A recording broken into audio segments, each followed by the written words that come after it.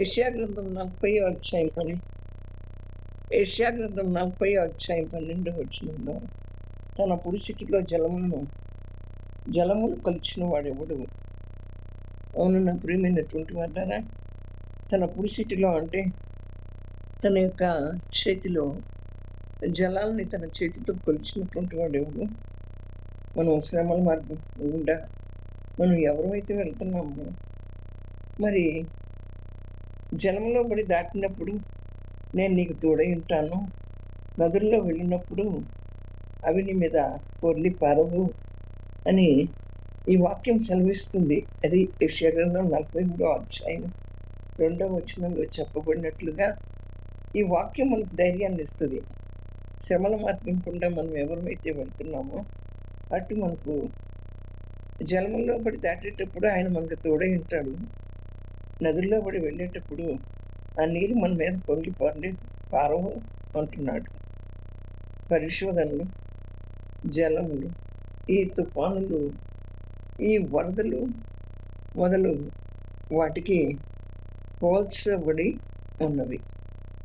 అయితే ప్రపంచంలో ఉన్నటువంటి జలములన్నిటినీ మన సర్వశక్తి కలిగినటువంటి దేవుడు తన చేతి పురిసిటిలో పట్టుకొని ఉన్నాడు.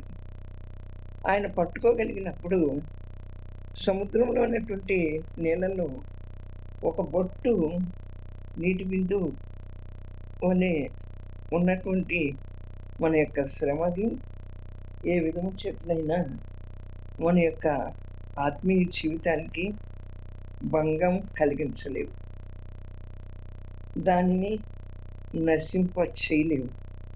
మన యొక్క పరిశోధనలన్నీ కూడా ఎలాంటివంటే ఒక టీ కప్పులో తుఫాను ఇలాంటివి. టీ కప్పులో తుఫాన్ అంటే అసలు అది దేవుడు ఆ టీ కప్పులో తుఫాన్ లాగా ఉంటాయి మన యొక్క పరిశోధనలన్నీ.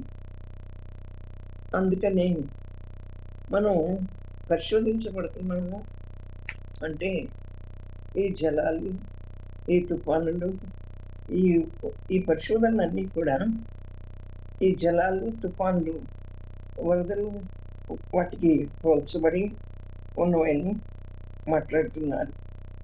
యోర్దాను నది వంటి శోధనలో మునిగినప్పటికీ నశించిపోక యేసు ప్రభు జయధ్వనితో మనలను కాపాడి మనలను ప్రేమించే దేవుడిగా మనల్ని ప్రేమించి కాపాడినటువంటి ఆ దేవుడి ప్రేమను మనం మరవలేము. కనుక నా ప్రియమైనటువంటి వాళ్ళగా నిన్ను నన్ను ఒక బలమైనటువంటి హస్తం ఆదుకొని ఉన్నదని మనం ఎప్పుడు కూడా మర్చిపోకూడదు. ప్రతి బాధలో, ప్రతి శ్రమలో, ప్రతి ఇబ్బందిలో చూడండి, ప్రతి తుఫానుల్లో, ప్రతి వరదల్లో మనందరినీ కూడా ఒక బలమైన హస్తం ఆదుకొని ఉంది. బలమైన హస్తం ఆదుకోకపోతే మనం ఇక్కడ ఈ భూమి మీద ఇలా సజీవులుగా ఉండేవారం కాదు. ఆ బలమైన హస్తం మనల్ని ఎల్లప్పుడూ కాపాడుతూనే ఉంటుంది. మనం నిద్రించినా ఇశ్రాయేలు కాపాడు దేవుడు కొనుక్కుడు నిద్రించడు కనుక ఆయన తన బాహుని చెప్తానే ఉంటాడు.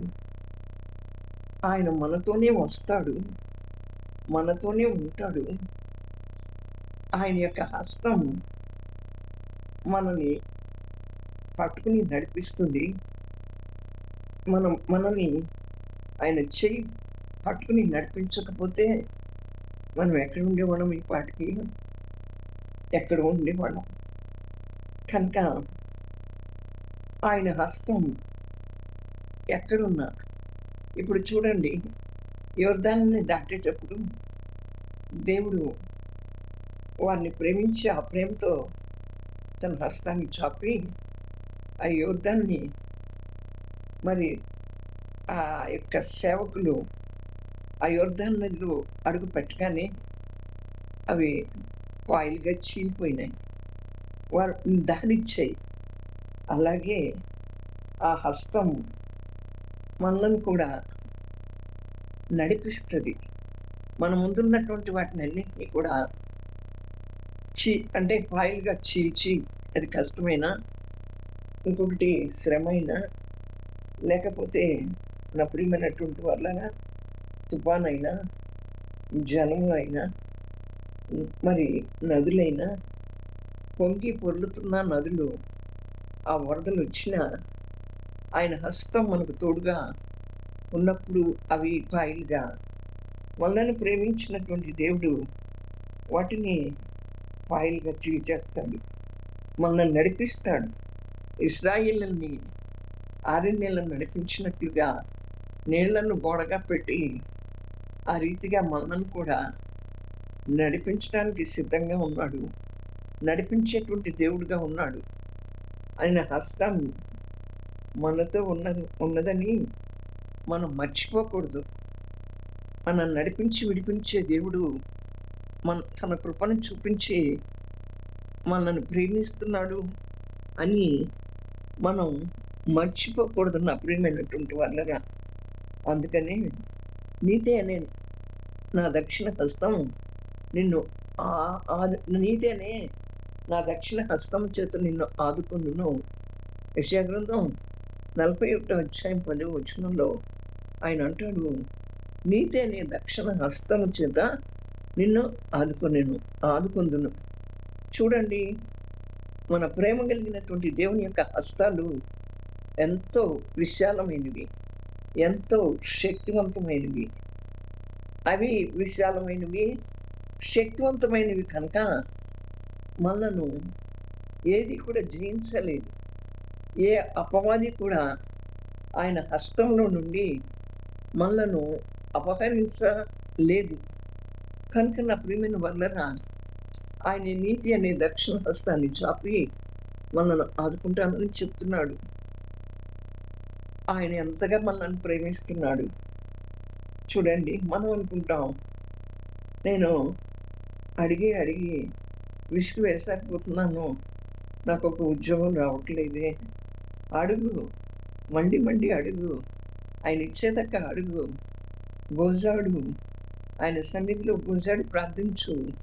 లేకపోతే మరి సమయమనక అసమయమనక అడుగుతూనే ఉండు. మరి నా ప్రియమైనటువంటి వాళ్ళరా, అంతేకాకుండా నేను ఎంతగానో ప్రార్థిస్తున్నానే, నా వ్యాధి తగ్గట్లేదే అనుకుంటున్నావా? మళ్ళీ అడుగు.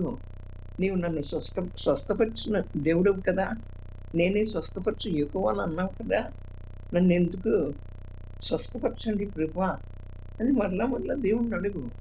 అడుగుడి మీకు ఇవ్వండి అన్నాడు కదా, తట్టుడి తీయబడి అన్నారు కదా, వెతకుడి దొరుకుని అన్నాడు కదా.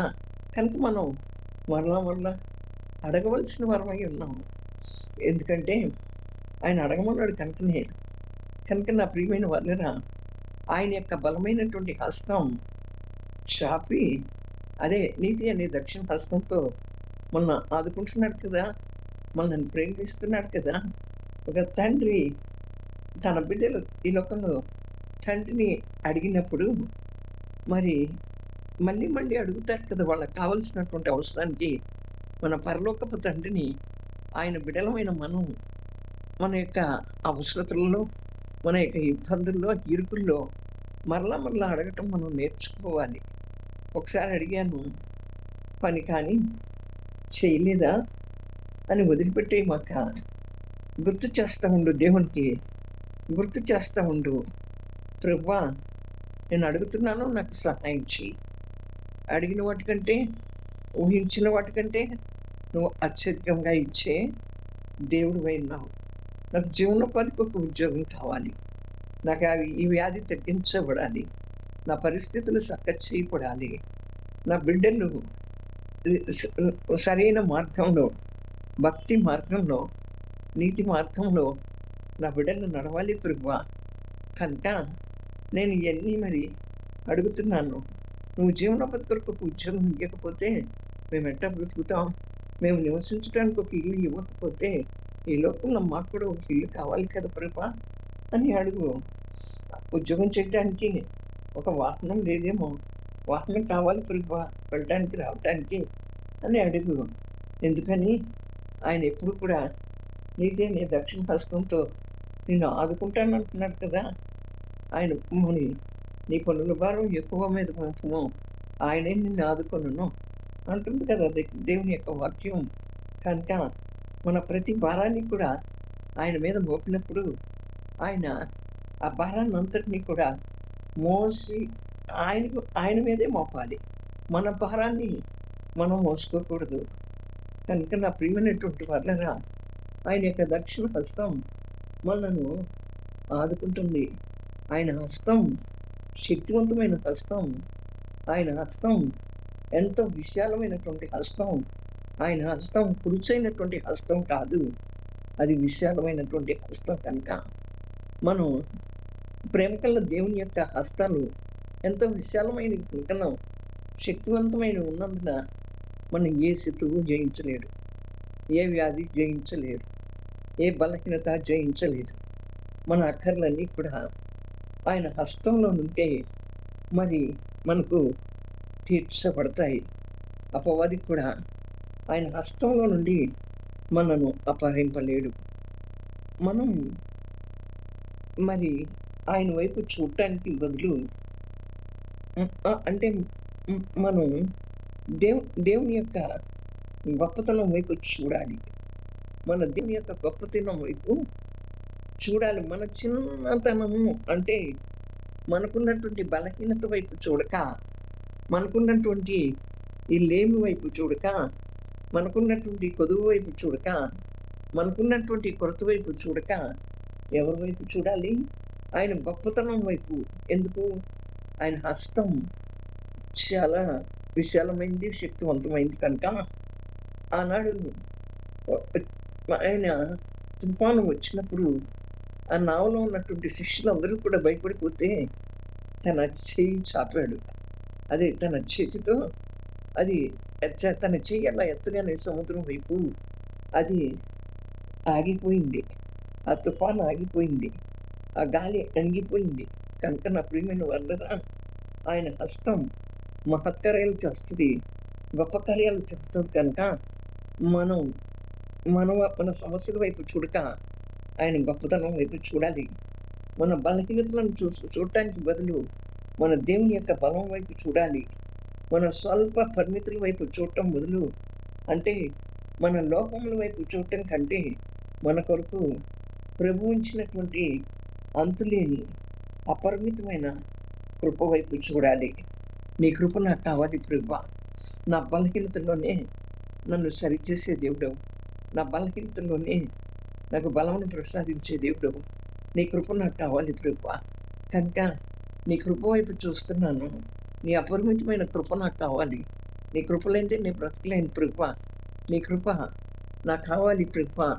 నీ అపారమైనటువంటి ప్రేమతో మమ్మల్ని ప్రేమించే దేవుడు కనుక ప్రభువా, నీ కృప, నీ ప్రేమ, ఆయన ప్రేమ వైపు, ఆయన కృప వైపు మనం చూడవలసిన వారంగా ఉంటున్నాం. అయితే కీర్తనకారుడు చెప్తాడు, మన జీవితంలో కూడా అద్భుతమైనటువంటివిగా మార్చగలిగినటువంటి గొప్ప మహత్యం గల అద్భుతవంతుడైన దేవుడు మనకున్నాడు. మన జీవితాలను కూడా అద్భుతమైన జీవితాలుగా, క్రీస్తుకి పత్రికలుగా, క్రీస్తుని మోసుకొని పోయేటువంటి వరంగా, క్రీస్తు హస్తాల వైపు చూచే వరంగా, క్రీస్తు యొక్క కృప వైపు చూచేటువంటి వరంగా మనం అప్పుడు మన జీవితం ఒక అద్భుతంగా మార్చబడుతుంది. అప్పుడు మనం ఆయన వైపు చూచినట్లయితే మన బ్రతుకులో ఒక అద్భుతం జరుగుతుంది, ఒక ఆశ్చర్యకార్యం జరుగుతుంది. కనుక దేవుడి వాక్యం ద్వారా నీతో నాతో మాట్లాడినందుకు మనకు వచ్చే శ్రమలన్నీ కూడా టీ కప్పుల తుఫాను లాంటివి. టీ కప్పుల తుఫాను ఎంత ఉంటుందండి? కొంచెం. కనుక ఆ శ్రమలను చూసి మనం బెబ్బేలెత్తుగా ఆయన యొక్క హస్తం వైపు చూద్దాం.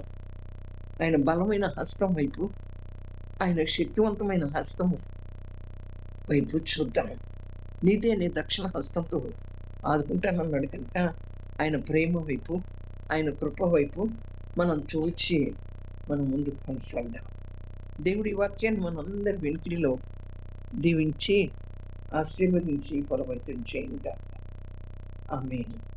పరిశుద్ధుడా, ప్రేమాస్వరూపి, నిత్యాశ్రయదుర్గమైన మా ప్రభువా, నీకే స్తోత్రాలు. మీరు నాతో మాతో తేటగా సూటిగా బాహటంగా మాట్లాడారు. మీ హస్తం ఎప్పుడు కూడా విశాలమైనటువంటిది, అది శక్తివంతమైనటువంటిది కనుక మీ హస్తం ఎప్పుడు కూడా మమ్మల్ని విడిచిపెట్టిపోలేదు ప్రభువా. ఆయన మీ చేతిలో మేమున్నాం ప్రభువా. మీ అరచేతిలో మేము చెక్కబడి ఉన్నాం ప్రభువా. అపవాదికి శత్రువు కానీ దేనికి కూడా మేము ఎదుర్కొంటున్న దేనికి కూడా చోటు లేదు ప్రభువా. కనుక మీ హస్తంలో మేము ఉన్నాం కనుక ప్రతి దాంట్లో కూడా మాకు జయమే ప్రభువా. నీ కృప కావాలి ప్రభువా, నీ ప్రేమ కావాలి ప్రభువా అని మేము అడుగుతున్నాము యేసయ్య. మా ప్రార్థన ఆలకించి మీ కృప చూపించి కార్యం చేసినందుకే స్తోత్రాలు చెల్లిస్తూ మీ ఘననామానికి మేము తెచ్చుకోమని త్వరగా రానైన యేసు ప్రభు యొక్క శక్తి కలిగిన నామంలో ప్రార్థించి పొంది ఉన్నాము తండ్రి. ఆమేన్.